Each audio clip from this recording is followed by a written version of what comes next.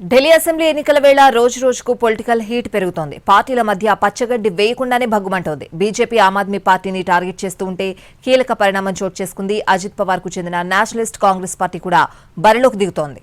ఢిల్లీలో ఆసక్తికర పరిణామాలు చోటు చేసుకుంటున్నాయి. ఫిబ్రవరి 5న జరిగే ఎన్నికల్లో మహారాష్ట్ర డిప్యూటీ సీఎం అజిత్ పవార్ కు చెందిన నేషనలిస్ట్ కాంగ్రెస్ పార్టీ ఎన్సీపీ కూడా పోటీ చేయబోతోంది. 25 నుంచి 30 స్థానాల్లో తమ అభ్యర్థులను బరిలోకి దింపనున్నట్లు ఎన్సీపీ ప్రకటించింది. ఈ అసెంబ్లీ స్థానాల్లో ఆప్, కాంగ్రెస్, బీజేపీల మధ్య గట్టి పోటీ ఉండనుంది. ఇప్పుడు ఎన్సీపీ కూడా జత కలిసిందే. మహారాష్ట్రలో బీజేపీతో పొత్తు ఉంటే ఢిల్లీలో ఎలాంటి పొత్తు లేకుండానే ఒంటరిగా పోటీ చేయనుంది. ముఖ్యంగా వివిధ సామాజిక వర్గాలకు చెందిన ఓటర్లు ఉంటున్న ప్రాంతాలపై ఫోకస్ పెట్టింది. కొన్ని ప్రాంతాలలో తమ అభ్యర్థులను కూడా ఫైనల్ చేసింది. ఢిల్లీ అసెంబ్లీ ఎన్నికల్లో ఎన్సీపీ పోటీ చేయటం ఇది మొదటిసారి కాదు. 2020లో కూడా ఈ పార్టీ 5 స్థానాల్లో పోటీ చేసింది. కానీ ఒక్క స్థానంలో కూడా గెలవలేదు. ఇన్నాళ్లు ట్రయాంగిల్ ఫైట్ ఉన్నా ఇప్పుడు 4 పార్టీల నేతలు ప్రచారంలో స్పీడ్ పెంచారు. ప్రధానంగా ఆమ్ ఆద్మీ పార్టీ, బీజేపీల మధ్య ప్రచార హోరు విపరీతంగా కనిపిస్తోంది. 2 పార్టీలు నువ్వా నేనా అన్న రీతిలో ప్రచారం చేస్తున్నాయి. కమలం పార్టీ తరఫున కేంద్ర మంత్రి అమిత్ షా కూడా రంగంలోకి దిగారు.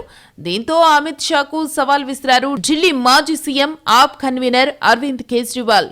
ఢిల్లీలోని పేదలపై పెట్టిన కేసులు ఎత్తివేస్తే తాను అసెంబ్లీ ఎన్నికల్లో పోటీని చెయ్యనన్నారు.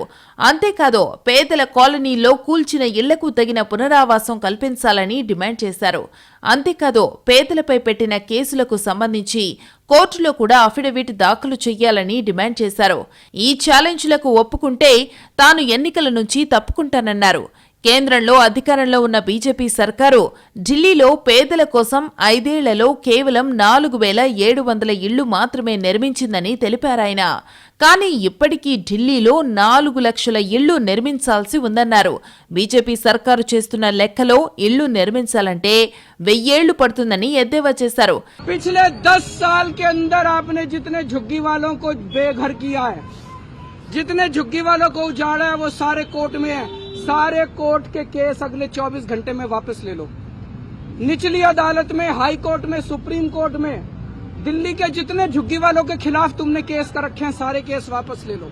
जब तक वहीं पे उसी जमीन पे उनके पक्के मकान नहीं बन जाते, केजरीवाल चुनाव नहीं लड़ेगा. मेरे को चुनाव से कोई लेना देना.